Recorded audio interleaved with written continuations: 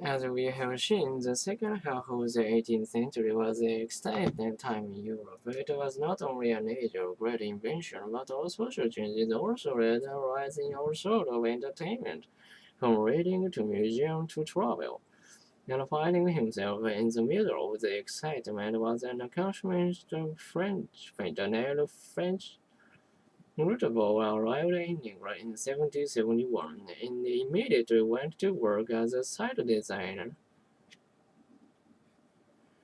From his first show, the Rutenberg showed a knack for imagination and stage design, all in the interest of creating illusions that allow the audience to suspend their disbelief completely.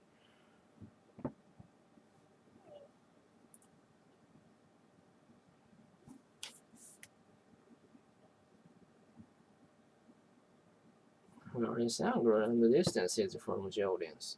Another realistic touch was using a three-dimensional object on the set like a book and bushes as a two-dimensional painted scenery.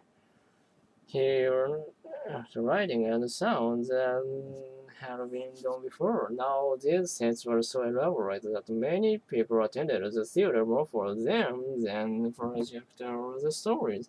At the time, people were wild for travel and for experiencing new places, but not everyone could afford it. Rutenberg outdid himself, however, with a short set of his own self he called ae4ta4va4vwa4vt. Ae4ta4va4vwa4vt means something like a representation of nature, and that's exactly what he intended to do, create realistic moving scenes that change before the audience's eye.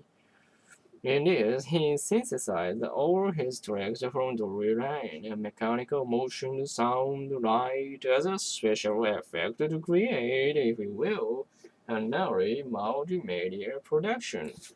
Giant Fuscan was Rutenberg's attempt to release painting from the constraint of the picture frame. After all, even the most action-filled, exciting painting can represent only one moment in time. Not any illusion of movement is gone after the first glance. But Rudenburg, like other contemporary painters, wanted to add a dimension of time to his paintings. The popular thinking is that Rudenburg was influenced by landscape painting, but why can't we say that the Fusion can actually influence the painters? At the very least, considered more, it was a more of mutual thing. We know, for example, the important English landscape painter Thomas Gainsborough attended almost all the early performances, and his later paintings are notable for their increased color and dynamic use of light. Rutenberg's influence on the theater, though, he was incredibly influential. The way he brought together design, writing, and sound as a unified feature of the stage can easily be seen in English theater's subsequent emphasis on lighting and motion. Now, the Ida Fuscon stage was actually a box, a few meters wide, a couple meters tall, and a couple meters deep. That is, the action took place within this box. This was much smaller, of course, than the usual stage, but it also allowed Rutenberg to concentrate the lighting to better effect. Also, the audience was in the dark, which wouldn't be a common feature of the theater until 100 years later. The show consisted of a series of scenes, for example, a view of London from sunrise that changes as the day moves on. Mechanical figures, such as the cattle, move across the scene, and ships sail along the river. But what really got people was the attention to detail, much like his work in Drury Lane.